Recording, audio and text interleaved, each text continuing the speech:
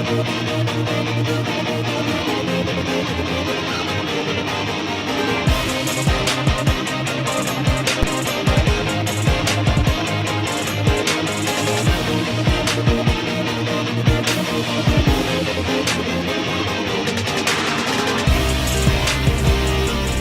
and welcome to Tim's Garage in association with pics.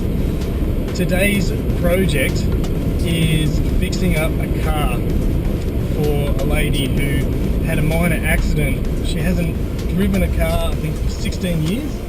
She got given this car, which she's just started driving, and she was in an accident almost immediately. It wasn't a major one, but still she feels really bad.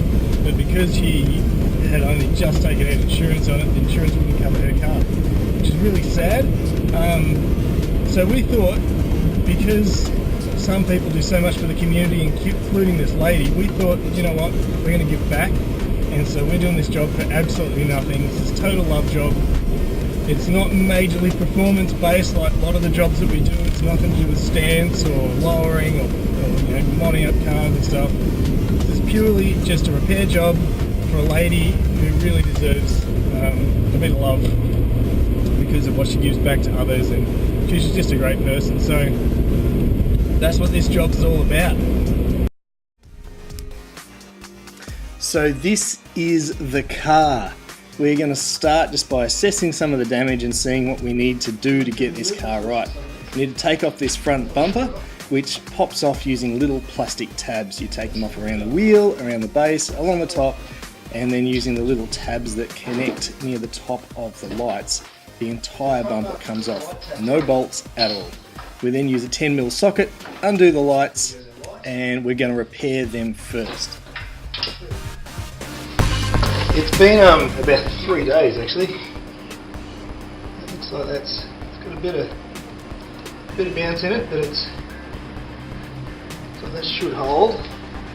This one, that should hold as well. So just a little bit of extra glue along a couple of parts where the sticker flex didn't actually take means that now we can move on to the rest of the job.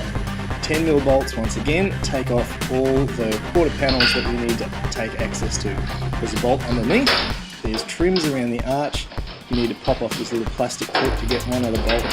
Once you've done those, you'll find that the entire panel is ready to go.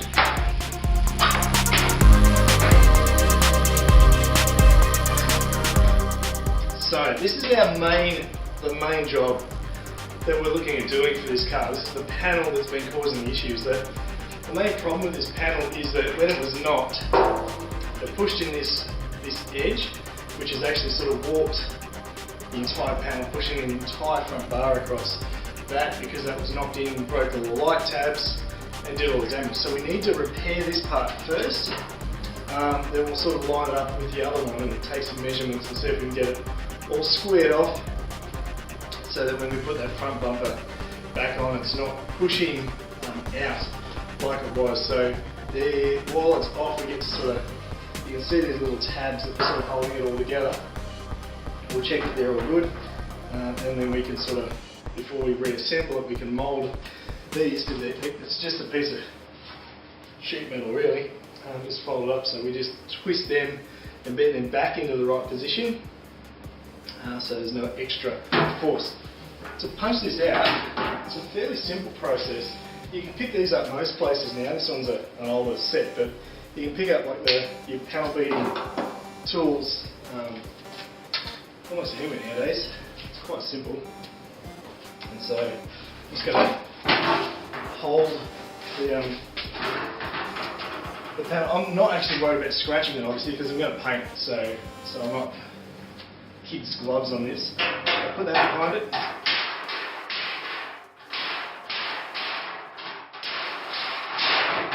Already, that is, probably should have done some closer before and after shots because someone's getting all the dirt off it, but that has come up tons flatter already, almost back into shape. Now what will give that the strength is the lip. What gives this flat sheet metal the strength is when it's rolled, and you can see it's, once again, if you can get a decent a decent focus in on that lip, you can see that it's the actual curve, but it's a double curve, so it's not just bent over, it's bent over and up, and that's what gives this flimsy little piece of tin any kind of strength at all. You can see I'll try and get it, you can see the warp there, so there's a warp there that we need to fix without changing the warp of the natural curves of the cast.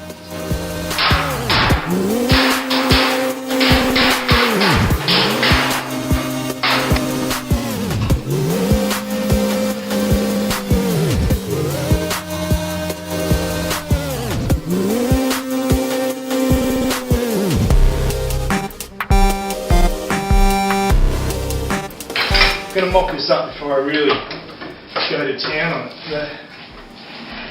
The idea being is if that's going to sit there, in there, I want to make sure that this edge is going to be flat. We're going to sand all this, of course, but I'm working this steel panel because plastic's going to flex and bend. Once I've moulded this steel, it's going to work. So what happens as soon as I pull this end goes in. So I need to flex this piece.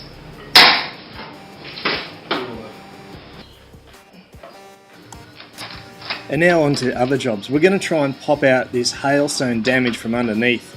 That turned out to be far too hard to get up in under there, so we decided a different approach.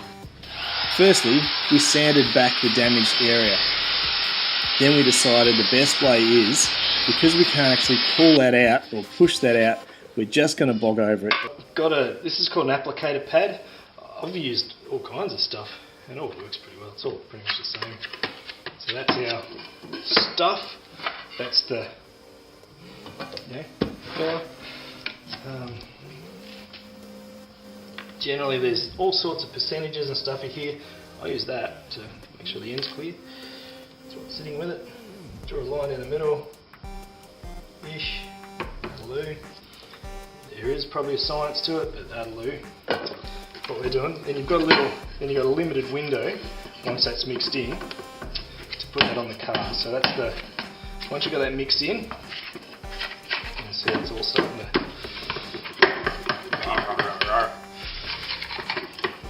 Then you've got a fairly limited kind of window to get that to fit, because in about between 10 minutes, maybe not even that, 5 to 10, that will go hard and you can't work it anymore. So let's put that on the car.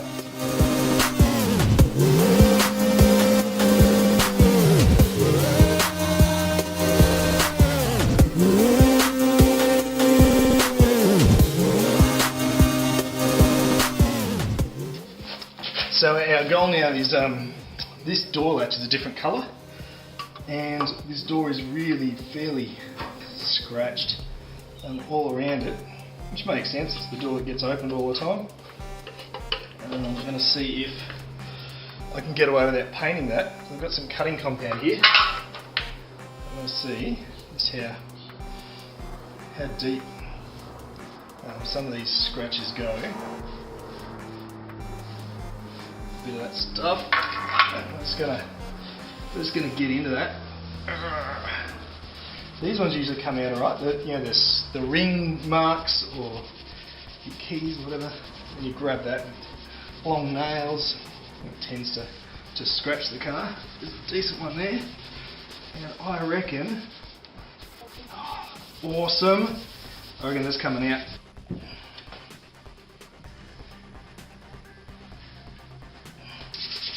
Now we're just sanding back the work that we've already done and filling anything that isn't 100% perfect and smooth. We're also going to scuff up some of these damaged bits at the back. We might as well put some paint on. Washing off the panels and all the sand and dust and stuff that's all over them now, and then giving it a really good dry. I really don't want any of the filler to have water on it for long, because filler can sometimes suck up some moisture. Grease and wax remover, wax and grease remover, masking up our plastic grill, and we're almost ready for paint. Now we're laying down a plastic primer on the plastic guard, getting ready for some filler. Alrighty, what have we got? We've got new wheel covers, we've got oil, we've got a regulator because I needed to get a fixed regulator because I busted mine last time I was painting. We've got tons of these clips to replace the clips. Some of them were broken. We've got an oil filter, extra masking tape, we've got a buffing rag, some grease and oil remover. This one we've got some sandpaper, some drop tarps in there, paint of course, and some cutting compound because we want to do the job properly, and that should be what we need to get this job done. We're just going to give this a service now because it looks like it hasn't had one for a little while, so I'll drain the oil, change the filter, put some new stuff in it. It's going to be the smallest sump bolt thing I've ever seen.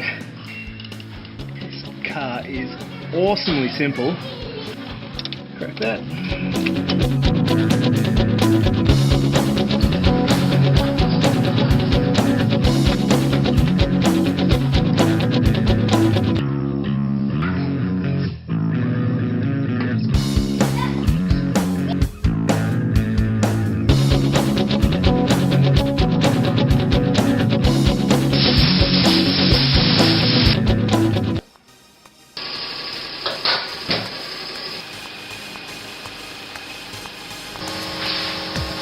Now we're actually getting the car almost ready to be tarped up and primed.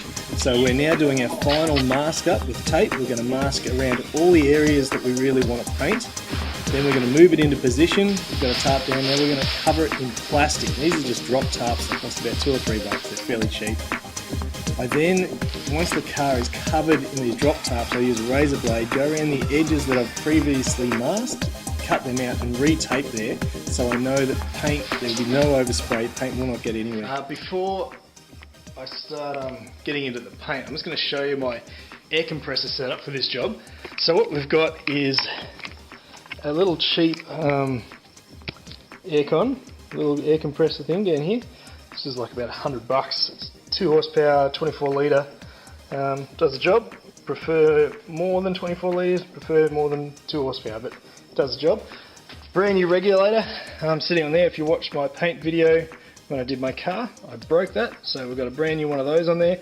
If we follow this hose around past the jack, squiggly stuff, we go all the way over to here, and here we have our filter that takes the moisture out of the air. So when we're painting, we don't want to get any water falling onto the paint job because that's just going to suck. Basically, we've got a mass of spaghetti of cord there, heaps of cord, which terminates here with our second regulator, and that'll make sure that we have a really consistent, now we're running 2 good quality regulators, making sure that we've got a good consistent flow of air out of that tank, so we won't get like a bleed of air. You sort of get this huge burst of air, but that'll be more controlled, which will be great. So we plug our gun into there, good to go. But let's get some paint set up and we'll take it from there.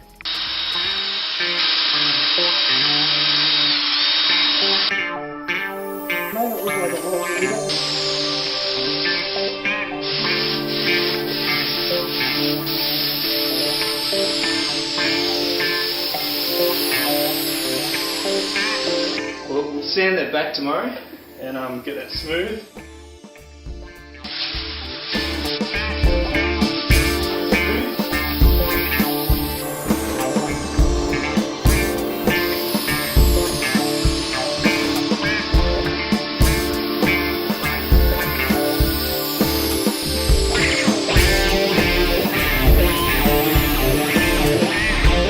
Back from one. Let's have a look at this. See how it turned out. It's not bad. It's pretty good to me.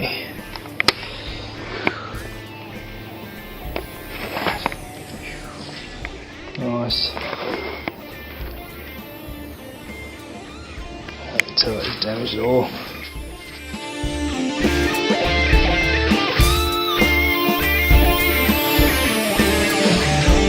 Top. Looks pretty good. In here, if I do say so myself, can you tell where the tape was?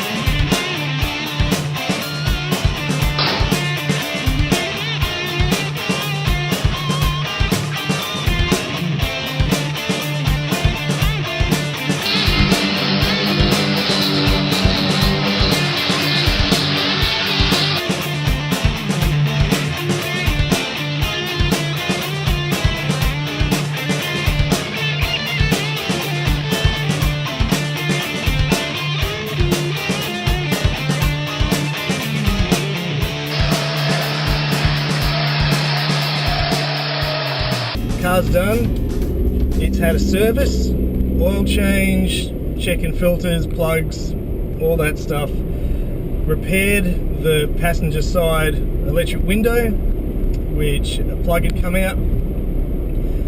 We have repaired the damage from the crash, front panel and the front bumper, front quarter panel and bumper have been off, been fixed, straightened, bogged, repaired, all looking pretty good. We've also done the rear of the car, and